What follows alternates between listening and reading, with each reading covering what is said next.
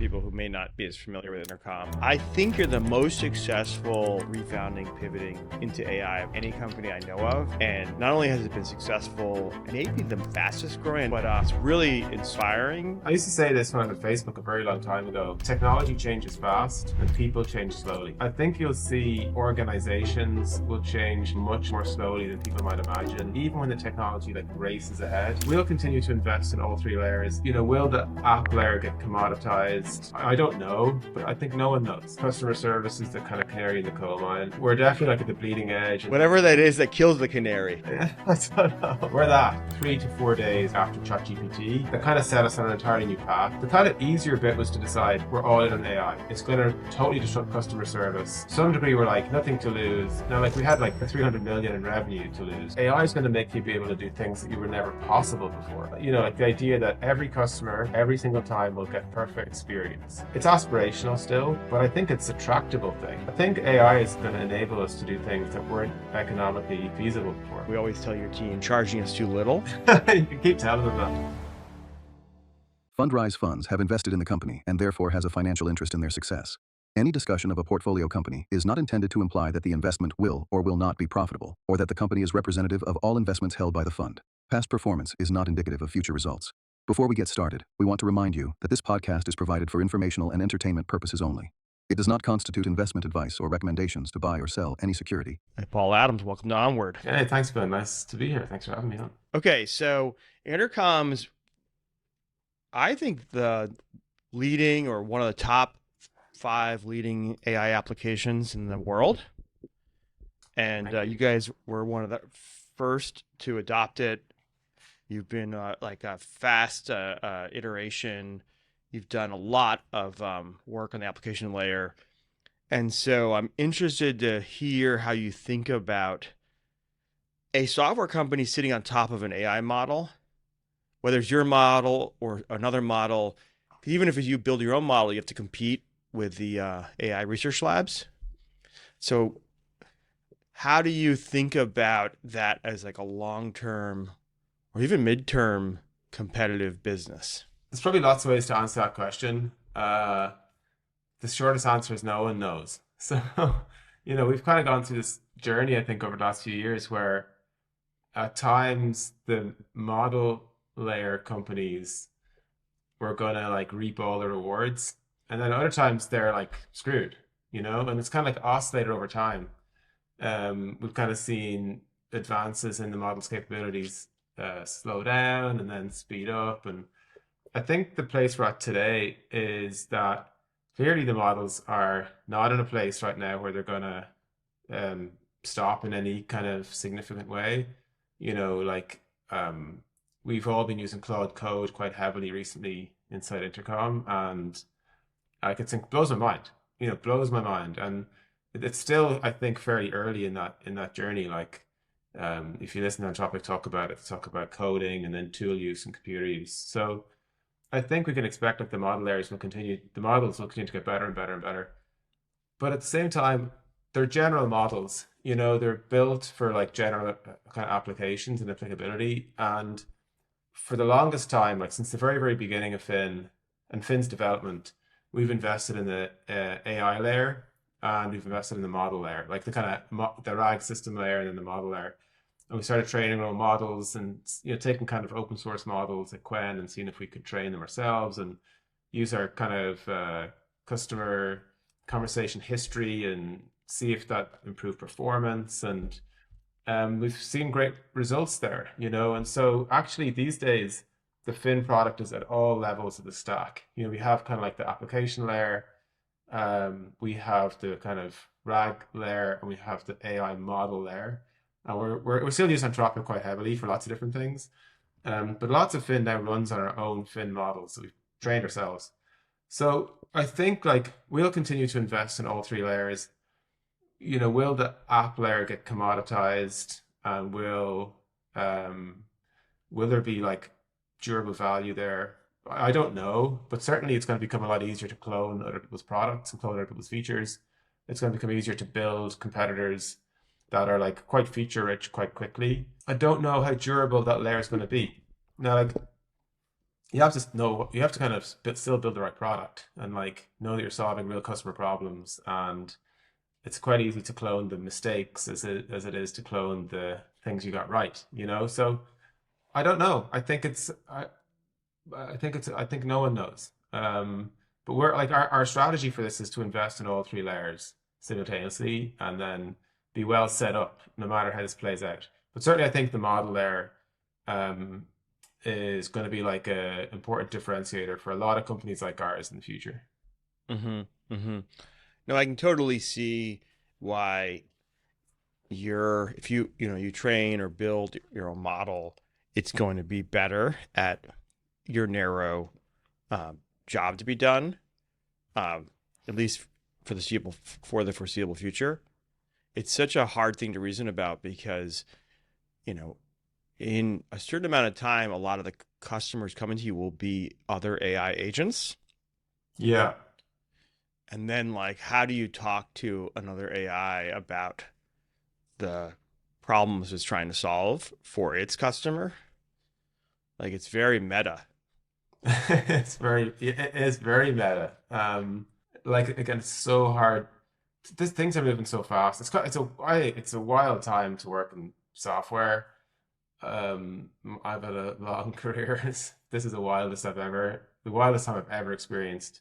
So it's very difficult to predict the future, but you kind of have to assume that like individual people and consumers will have a personal agent, and you have to assume that they're going to give that agent things to do. And so the agent will go and talk to whomever, businesses, Fin. So it's certainly the case, I think, that we will have agent to agent communication. But I think you'll see people in there too, you know, like um, there's a there's a lot of talk, I think, or a lot of talk about this topic often goes towards like efficiency. You know, hey, it'll just be way better and more efficient for your life if you get your agents to do your shopping. And then I'm like, yeah, but people like shopping. You know, people love shopping. It's a hobby. So I think you'll still see people in it at times. But yeah, we'll have to see how it plays out. Yeah, yeah. I mean, like, look, it seems like you're maybe a contemporary of mine, and I remember. I mean, I watched the internet show up, and I just to give you some background on me. At one point, I was in the retail development business, building and buying malls. Oh yeah. So that was like 20 years ago, more than 20 years ago. Um, and just okay, I'm just digressing here, but like, the internet's like mid to late 90s. The Yeah. mall business and the retail business actually like sort of peaked 2007, Yeah. right? Like, arguably tech people would have argued it was dead, and 10 years later it's like peaking, right? Right. And so yeah, these there's the Fed calls it long and variable lags. Mm. How does actually this diffusion problem happen? Who changes? What changes? It's like yeah, you could have a really big business for a big part of the population that doesn't adopt or adopts like only narrowly, like AI models and agents. They're not going to like agents. Yeah. One thing I used to say, I used to say this when I was at Facebook a very long time ago. I found myself, history repeats maybe if some version of history repeats. And Mm-hmm. I'm now saying the same stuff I said Mm-hmm. back then. But I used to tell people back then, like this was like a peak. I worked at Facebook when Facebook was kind of peaking and the Facebook app was peaking. It was really cool to be there. Um, but I used to say that like technology changes fast and people change slowly. Like just human psychology, it's like encoded in us for like thousands of years. And Mm-hmm. so I think you'll see organizations will change much more slowly than people might imagine. Even when the Mm-hmm. technology like races ahead, certainly I think people will be left behind at times. But there's just a lot of institutional friction. And the same for people's personal lives, in the same way that shopping malls lasted or peaked or, did well. And some still do well, I think, today, depending on where Mm-hmm. you are in the world. So I think, things that people do today that you might expect to be completely destroyed by AI might last a lot longer than people realize. Yeah, and I mean, like, sorry, I'm just using retail as a metaphor here or an analogy, but yeah. So what happened to retail? Because I know a lot about this, is that so it got destroyed. So like my favorite deal is there's a mall in outside Washington D.C. and it was somebody bought it in 2015 for like $200 million, and in 2017 it was foreclosed on for $90 million. Somebody bought it and then got foreclosed on again, and it went to like $6 million by 2019. Yeah. And now, it's literally 2026. What's left of retail actually is doing well. Sort of like once you sort of cleaned out, you had too much retail. Yeah. Because people shifted to buying on the internet, and so there was this sort of period where you had to like reduce a lot of capacity, but now you ended up with like the right amount, and that right amount does really well. But that transition for retail, like there's like a 15-year period where, essentially the world discounted it to almost zero. Right. Yeah. Yeah. I can see that. Like, it's quite easy. It's a good analogy. I think it's quite easy to imagine that happening to how companies are structured and what people Mm-hmm. do with their Mm-hmm. day every day. A Mm-hmm. ton of stuff, a ton of things I think are going to change quite dramatically. Yeah, you saw yesterday that Block announced that they're laid off like 4,000 people, like almost half the Yeah. staff. Like, do you have a take on that? Uh, my take, well, no one other than I guess Jack and the Block team know what's going on inside. Mm-hmm. It sounded like they'd hired very aggressively over the kind of, years prior and during COVID. So, just people saying, hey, this is the company had just too many people full stop, and it wasn't some kind of like radical adoption of AI inside the company that suddenly made all these people less necessary. I think people, by the way, I think people, and the stock price jumped, right? So I Yeah. think people are gonna latch on to this idea that, oh, hey, if you lay off a ton of people, you can, juice your stock price. But I think there's more to the story than that. Potentially, strategically looking forward, AI was one of the primary reasons why, but I think there's more to it. I think the company sounds like there's a lot of people in it. But again, only the block team and the leadership team know. Yeah. I Our company is nothing like Intercom, but in some ways it actually is similar to Intercom. Yeah, And so we started around 2012. We built a decent sized business, which was democratizing investing in real estate. Real estate peaked in 2021. Intercom probably peaked in 2021 too. For us, we then so the real estate collapsed in the United States, probably the world. Interest rates went up. There was oversupply. Went through this really down period. We refounded the business and expanded from real estate to investing in tech companies. We built a real estate AI platform called Real AI, and we sort of like rebuilt our business again. yeah, Um, and Intercom did that as well. And I have like kind of like thoughts and lessons about how to refound a business, because our for real estate, our business is like real estate's cyclical. So real estate will come back. It's coming back. It's not the same as Intercom, where you sort of technology waves disrupt the old wave. So both industries are cyclical, but in different ways. yeah, And so I'm really interested to hear kind of like that journey story, because I've very empathetic with it. yeah, And I'm also have like probably different questions to ask about it, because I've lived it, and so I'm like, oh, okay, interesting. Like, how do you deal with this problem versus that problem? yeah. So we can you tell me the arc, and then I can like maybe like dig into like different pieces of it. Yeah, sure. I'll try and give you the shortest version possible. Like you said, we were founded in 2011, a SaaS company, very successful for the first whatever 8, 9 years of our life.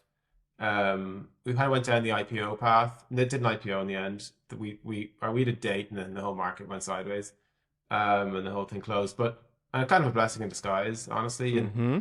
through that process of IPO, I think we just got very unfocused. And to kind of sell an IPO, you need to be painting some big grandiose picture, and we got very strategically loose, I think. And anyway, as a result, that our business started declining. So Owen, our co-founder and CEO, came back as CEO, and 2 months later, ChatGPT showed up.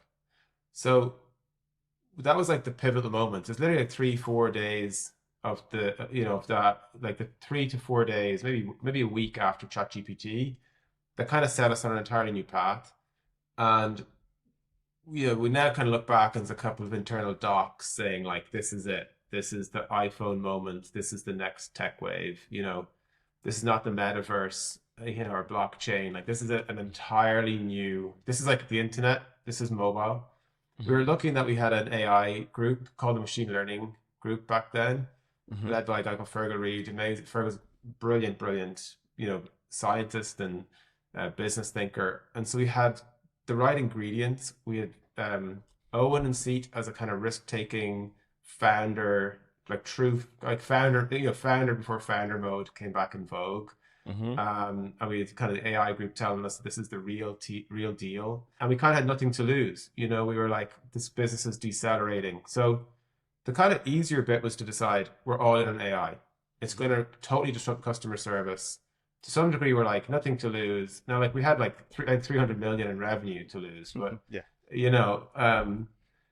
but the harder parts were what happened next. The harder part was actually following through and executing the change, because people are change averse and people will say no.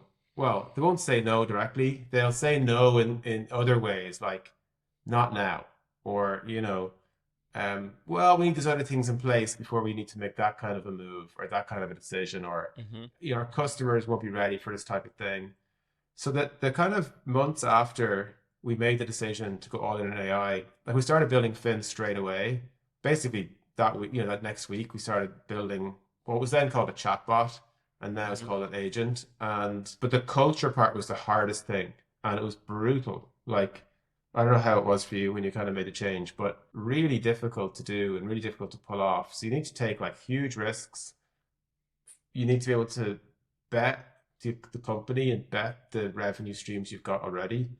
And then you need to follow through culturally and like honestly exit people who aren't kind of there for that journey, bring in people who are and are excited about it. So it was a tough thing to do, but it took us maybe 6 to 12 months to fully change the company. And since then it's been great. We just kind of we reset we wrote new values, like we changed our mission, like everything from top to bottom was changed. Yeah. So just to summarize this for people who may not be as familiar with Intercom, like I think you're the most successful sort of refounding, pivoting into AI of any company I know of. You went from you said a $300 million revenue stream that you like put at risk to pivot to building AI, and not only has it been successful and maybe the fastest growing. I know that there's been some competitors, maybe copycats, whatever you want to call them. They're different. They have different strategies, but it's like it's really inspiring. I know the pain, and so now you ended up with both businesses, and like so I don't know what I'm allowed to say, but I don't know if you know we're an investor in Intercom. Yeah, I think it turned out that your old business is actually not doing as badly as you might have forecasted. right. So you have actually, maybe by launching the AI business, you sort of actually refortified the old business and got the new business. Like, is that the right way to think about it, or do you have a slightly different way to describe that? Yeah. So that's a pretty good way to describe it. What happened was, you have like we had a human customer service business. But we had AI, and we had machine learning technology. We founded the machine learning team in 2015, and we built a thing called Resolution Bot, and it actually worked really well if you set it up and integrated it and actually put in the effort. But the problem was most people just didn't put in the effort. So the machine learning tech was like pretty good under the hood, but the setup of it was so onerous. Anyway, so we kind of had history, but the business was really a human customer service business, and when Finn showed up, there was a kind of a period where customer service leaders realized it was their job now to like explore this type of solution. So they go shopping for products like Finn. And what we found was when they went to buy Finn, they were actually rethinking things almost from first principles. You know, they weren't like adding a chatbot to their human support. They were like, wait a minute. You know, certainly the more future thinking ones were saying, this my entire job here is going to change. This entire org I run, this discipline, this industry is going to be turned upside down. So it's kind of like in for a penny, in for a pound. You know, you're like, hey, if I'm going to change, I might as well really look at the whole thing. So they then started looking at our human support product, you know, the kind of classic Intercom, and Mhm. said, actually, it's much better for me if I buy Fin with Intercom because they'll work together, they'll work seamlessly together versus Fin with a different help desk. So we started to see a lot of customers buy both. Yeah, and the human support seats business rebounded, and it's actually growing pretty well. But you know, at the same time, it's not the future, and we also made big, kind of took big risky decisions after that too. Like we saw the human support business rebound, and yet because it's not the future of the space, we also went and built what we called Fin standalone internally, but basically the idea that Fin can work by itself with Zendesk or Salesforce or some other platform that you use, which again is kind of a risky thing to do because we had this rebounding business and there was worry that, hey, well, if we actually ship Fin to work with Zendesk, then all of the customers who might have actually swapped to us from Zendesk will now just take Fin by itself. So again, it's like you're kind of like trying to work out, you know, how can we grow the business faster?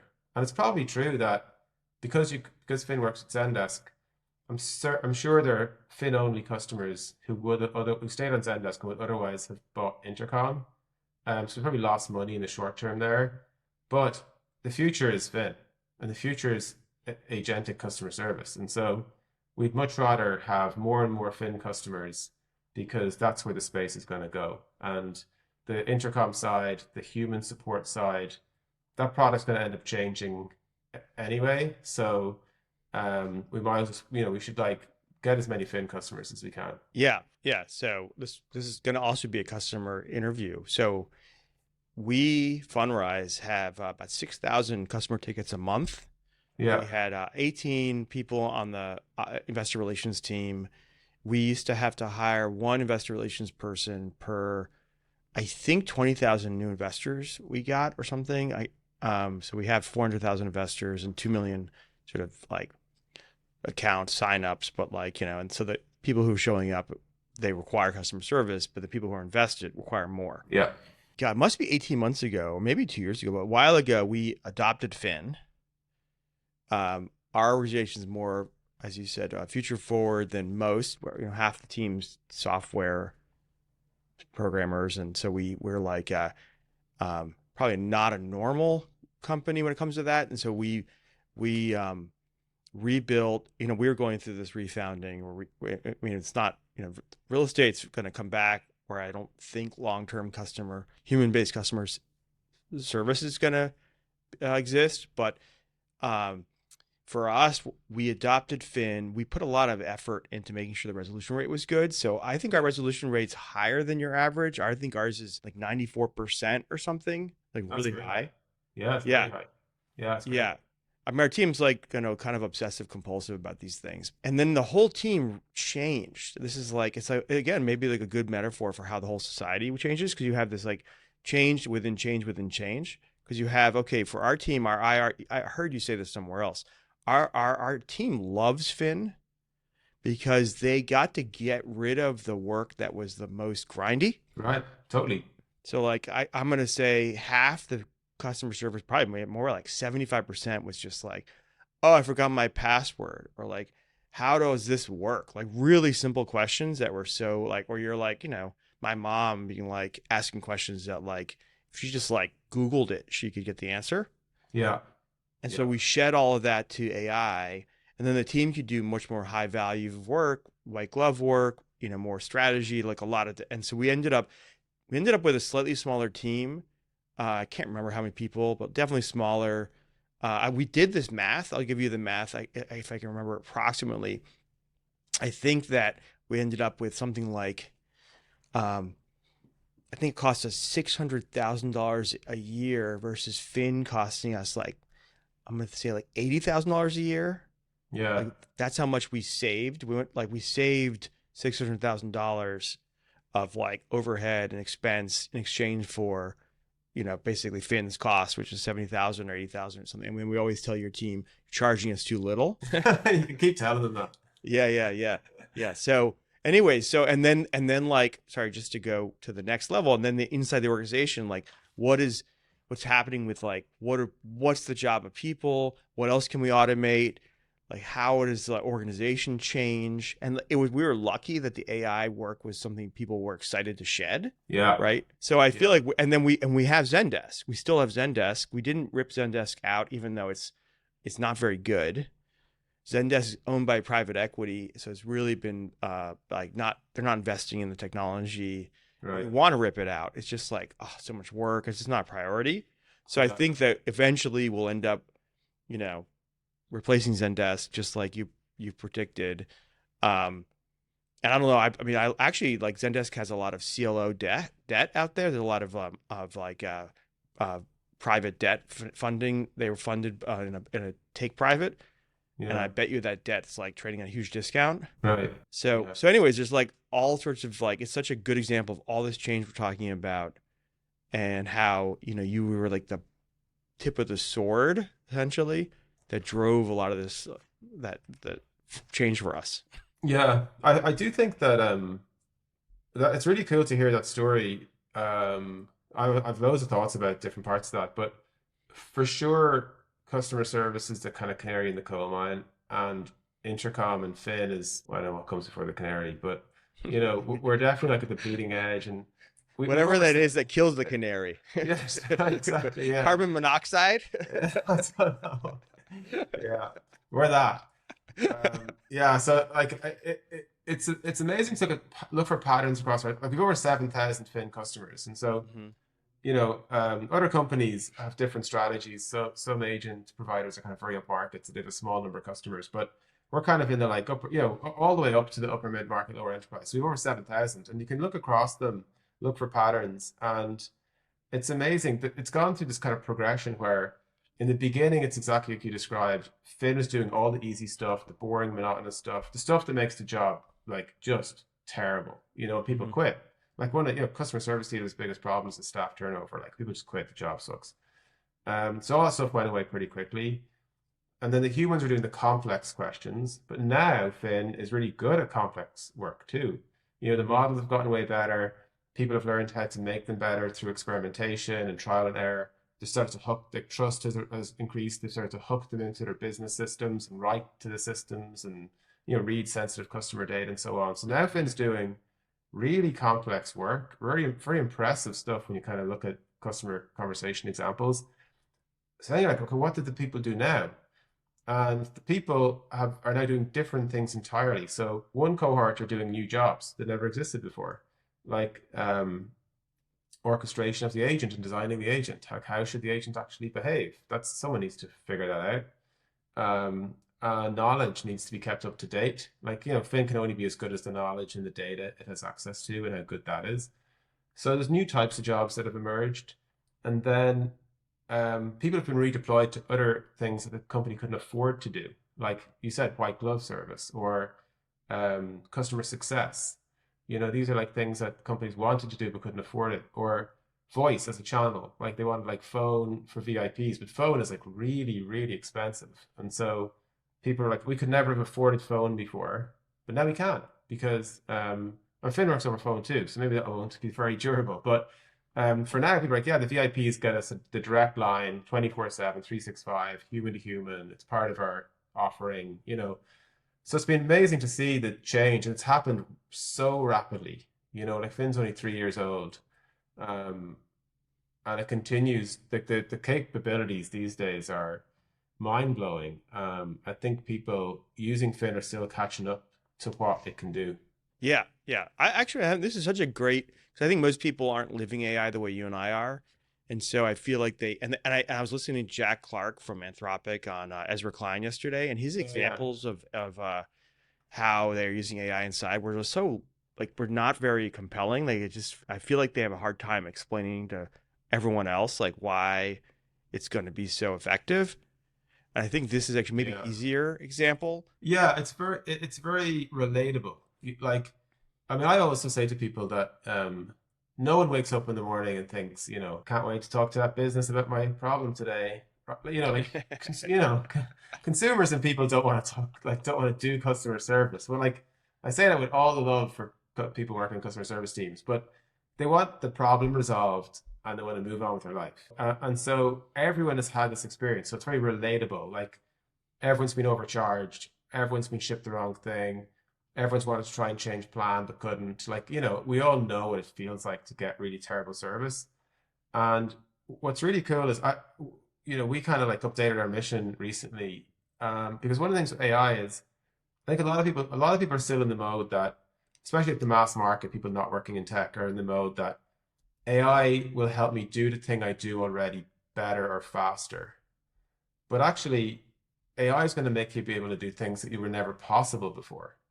And we actually think with customer service for the most part is still pretty bad around the world. Like, the economics don't work. So, like, you can't just keep throwing human capital at, like, increasing volumes of customer conversations. And so now, though, not only can it do resolve the queries, finish the job for people, it can actually elevate to a thing that was never possible before, which we say is perfect customer service. Like, the idea that every customer, every single time, will get the perfect experience. I think that is now, it's aspirational still, but I think it's a tractable thing. I think it's a possible thing that, like, whatever the query might be, whatever kind of shape it took, or some people want immediate resolution, don't care if it's cold, get on with their life. Other people want a bit of love. They're like a loyal customer on the, like, premium plan for 10 years. But everyone will get the experience where when they turn around and say, yeah, that's perfect. I wouldn't kind of change it.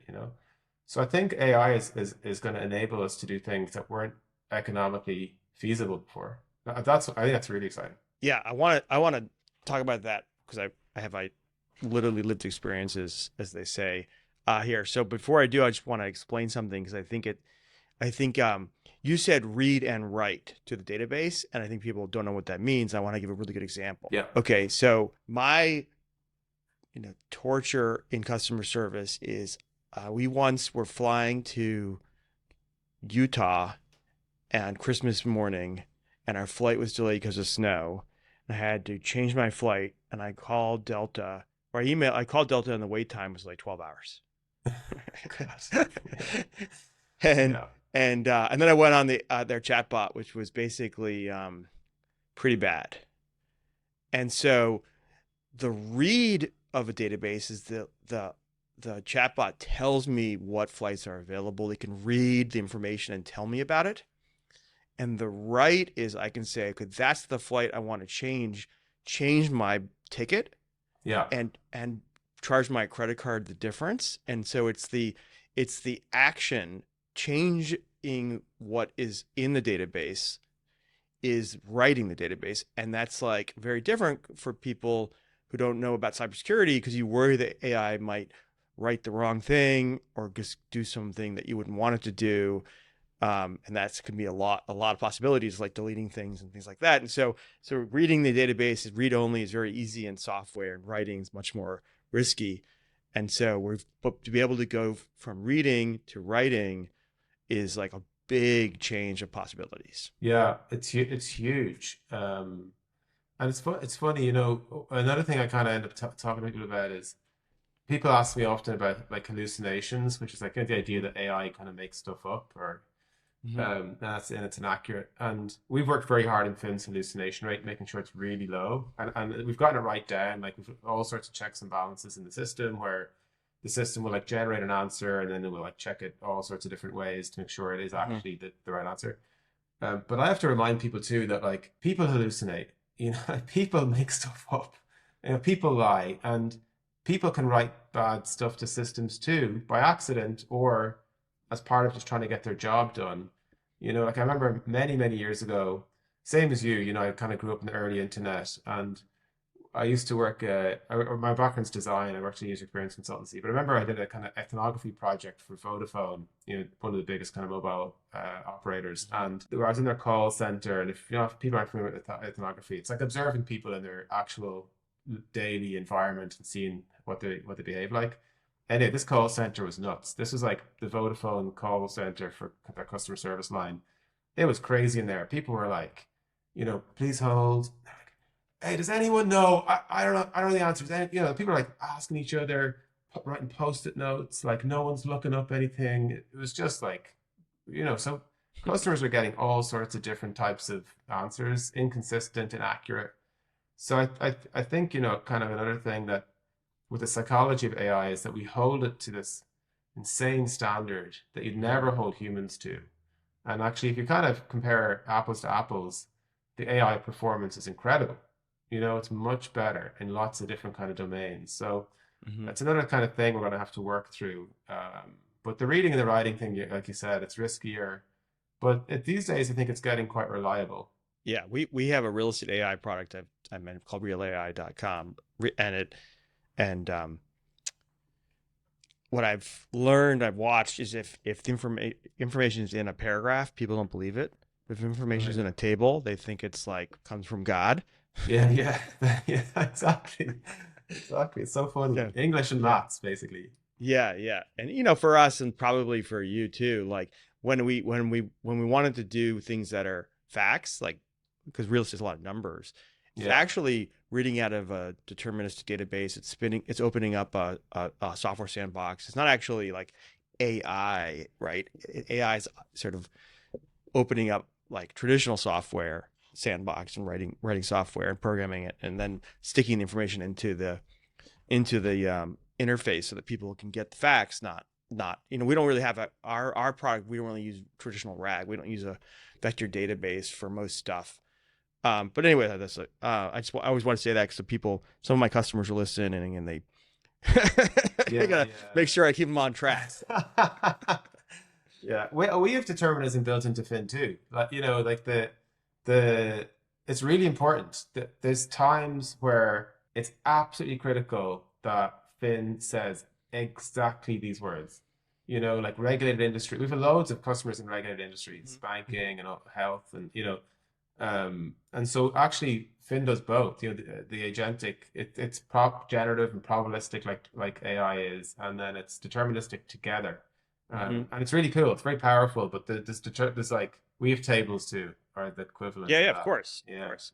Yeah, people. It's to people. It's all like mixed together in a soup, so they can't see the ingredients. yeah, But I want to go back to this sort of like with this analogy we're playing out for how AI is going to change society, and I feel like it's customer service is a great in a microcosm. So okay, so you have people they were doing like annoying customer service. They went and did white glove. So what happened for us? And I think what's going to be the positive shock to society is that like you're kind of only bounded by your imagination. So we started to do all sorts of new things. We launched new businesses.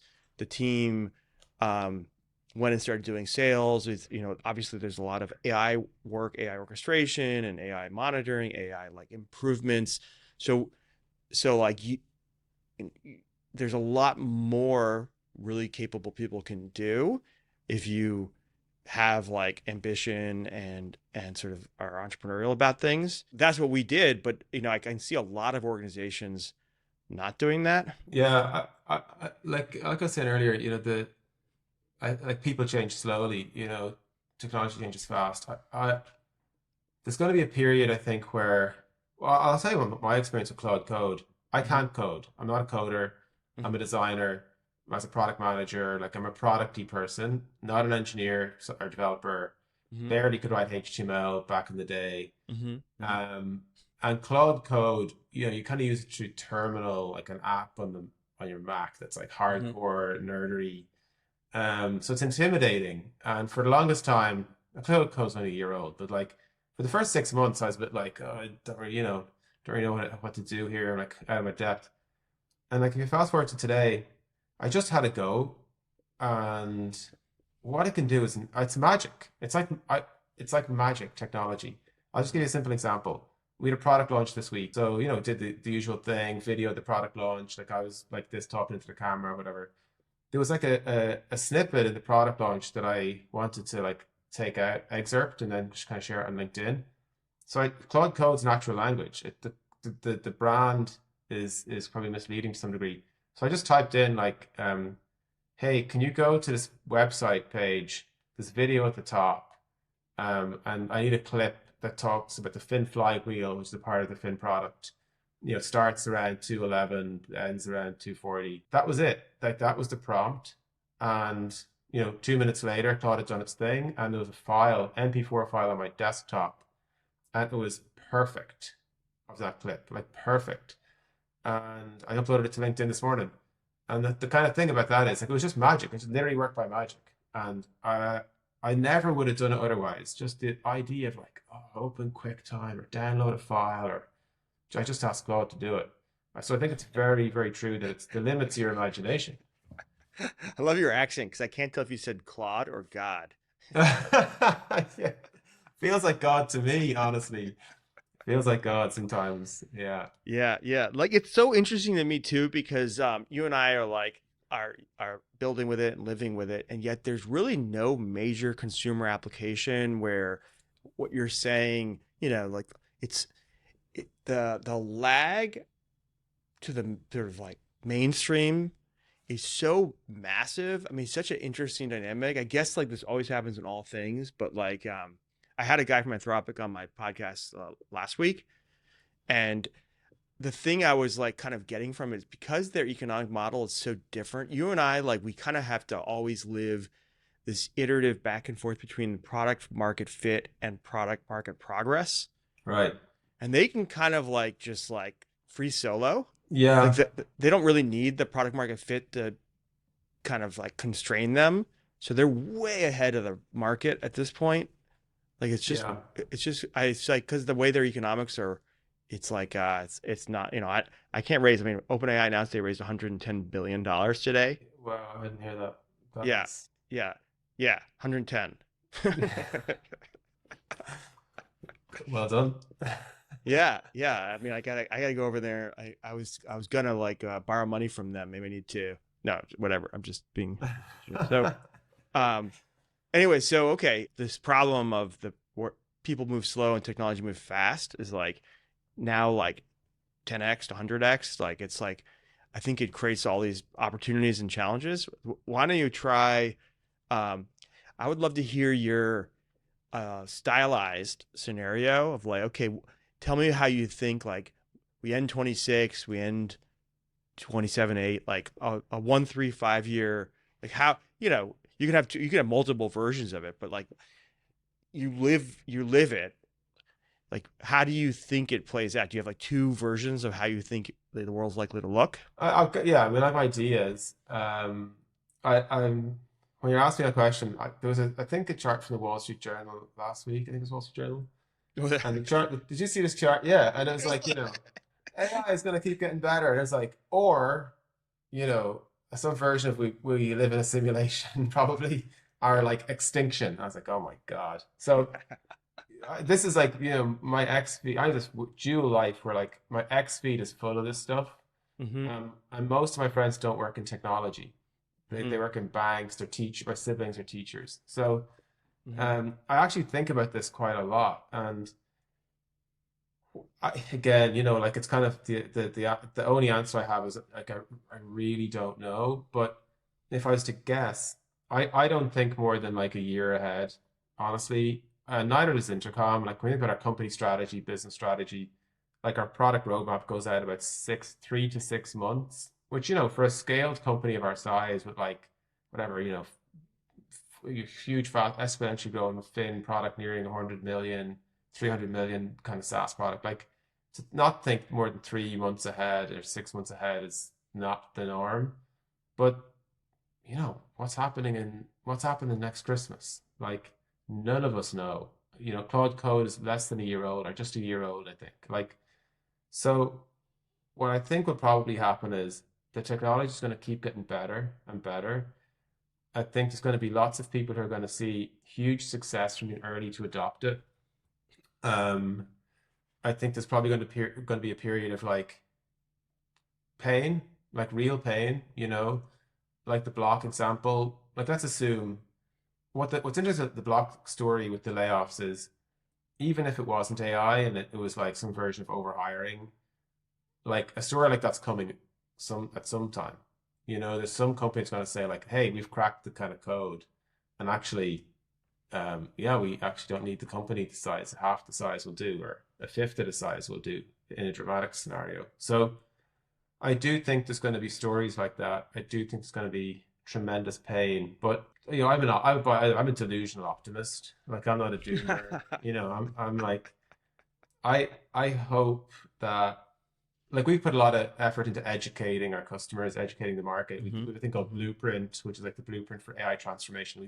We love teaching. We're kind of teachers in our DNA, and I'm optimistic that a lot of the people who maybe get laid off through because of AI change or you know downside companies downsizing actually have a new opportunity to build companies themselves. You know, and realize that actually through tools like Claude Code, they can build software, and it's really easy to do. It's way easier than they might have realized. So I think we're going to see, you know, maybe like if the internet created the Etsy's of the world, and you know, lots of people suddenly could make a living doing something that they're passionate about. I'm optimistic that AI will see some kind of similar pattern where you'll see a lot more very small businesses who can make actually quite a living doing it. But you know, I'm not sure, and I think we're going to see some tough pain, and people trying to retrain, relearn along the way. You're in Ireland. I'm in the United States. How do you think about the differences between countries on this topic? That's an interesting question. It used to be the case that the EU were um, very far behind the US and China. Now, like that's probably still true, and like things like regulation have not helped innovation. You know, it's stifled innovation, and I think that Hmm. the attitude of the EU is changing. So I think a lot of countries like Ireland are somewhat constrained by being in the EU, you know, and then I think within the country itself, I think you're going to see pockets like, you know, I've been going back to San Francisco more often recently because it's the kind of epicenter, Hmm. at least in the Western world, the epicenter of AI, and like you know, it's crazy. It's like living in the future.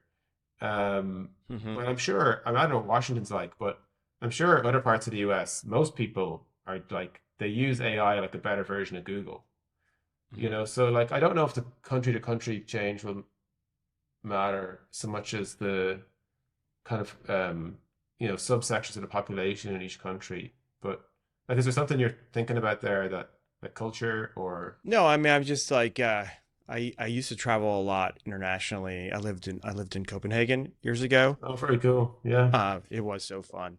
Um, so I felt like I had a good sense of like I mean I lived in Copenhagen you know like during sort of the George W. Bush era when like you know when the country was like you know whatever invading Iraq, U.S. invading Iraq. It's just like having a view of what the international community thought of like us was like helpful. Yeah. It was helpful like kind of perspective.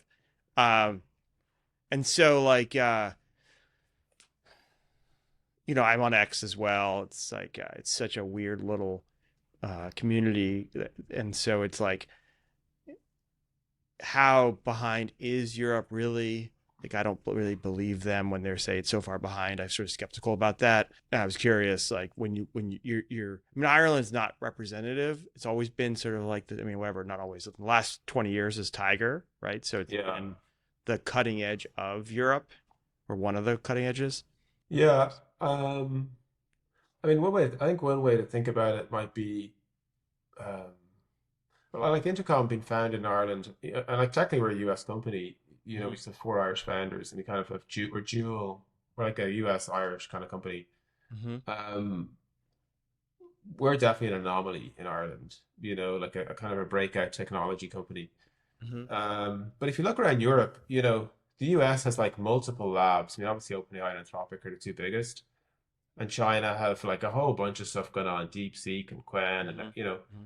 Europe as Mistral, but you know that's kind of how I look at these things. I'm looking for like where are the breakout technology companies coming from, and Europe certainly has some. You know, like Dust in Paris, and there's some cool companies being built in Europe for sure.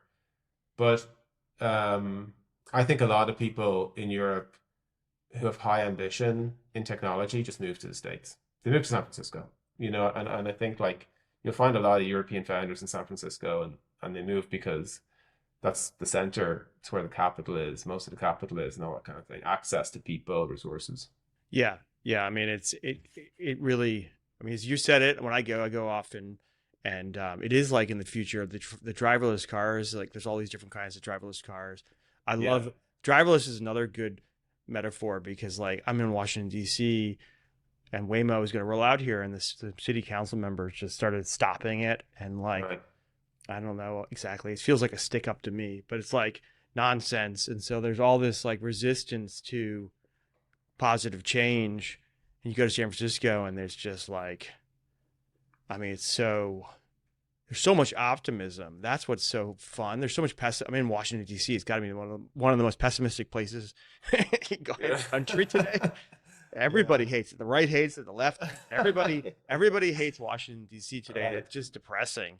Yeah. So it's kind of fun to be someplace where people literally think they're inventing, like something that's going to make everybody rich and free and happy. Yeah. I like going there too for the same reasons you do. But again, like I go back to this kind of idea of some kind of dual life I lead. Like most people I speak to, most of my friends, family don't understand any of this stuff, and like they're scared and anxious, and like Mhm. I think a lot of people are anxious about what's going to happen, very understandably. I personally think it's going to be net positive. I mean, we're gonna see, we might see things like curing cancer within our lifetimes. Like, I think we'll see breakthroughs like that, which is incredible. Incredible for humanity if we can do something like that. And so, but in the short term, people have mortgages to pay and families to feed, and when you see things like knowledge work will be done by AI, and it's scary. I think it's important that people have perspective and can hold both ideas in their head. Because again, like I know it's kind of like a cop out to some degree, but I just keep telling people lately, like, I don't know. Like 6 months, I don't know. 12 months, I don't know. We really don't know. That's why that crazy stupid chart of being extinct or super intelligence came from. So in the meantime, I think it's important to like retain balance and perspective from both Yeah. sides. Yeah. And I think even crazier is that actually like it's up to us. It's not like something happening like outside our control, like a meteorite or something. Like it's Yeah. literally there's so much agency in it. And I think that's part of what freaks people out. Yeah. Yeah. Maybe people are worried too that um actually we're not kind of to some degree, like in theory we're in control, and yet there's kind of a race to AGI, Hmm. and maybe a race to like super intelligence. And so the kind of trains left the station, and actually all we can do now is try and ensure we govern it well and manage it properly, and you know try and put boundaries or constraints on it in ways that help humans. So um, I don't think it's going to stop. I mean, I think the only way it's stopping is like energy constraints and stuff like that. Yeah. Yeah. I have a slightly different view. I sort of think of it as like, there's not one, it's sort of like evolution, like human beings weren't inevitable. We could have Yeah, had different genetic mutations and Neanderthals could rule the earth. Like there's what is super intelligence exactly? That's not written in the stars. Like there's going to be different, there probably will be different kinds, different personalities, different values, different everything. And so I think there is a much bigger range of possibility. And like, depending on what, some luck and some good decisions, like we end up in very different worlds. So I think that's true. I guess the inevitability for me is some version of this future is going to play out. Um, but like you said, there's a range of possibilities there. Huge, massive, huge range. right. And but being constructive about it is way, I mean, being thoughtful, right? Being prudent, but being constructive is way more likely to get a good outcome. Yeah. We got way off, far from far from the application layer Yeah. here. But anyways, I really appreciate you coming on the show. It's been, I think you guys are doing awesome work. Everybody should adopt Intercom. We did, and yeah, and hope you get some more sun in Ireland soon. Yeah, thanks, Ben. Yeah, I appreciate it. It was fun to talk to you. Yeah, it was great. Thanks for having me on. Yeah, onward. You've been listening to Onward. We invite you again to please send your comments and questions to onward@fundrise.com. If you like what you've heard, rate and review us on Apple Podcasts, and be sure to follow us wherever you listen to podcasts. For more information on Fundrise sponsored investment products, including relevant legal disclaimers, check out our show notes.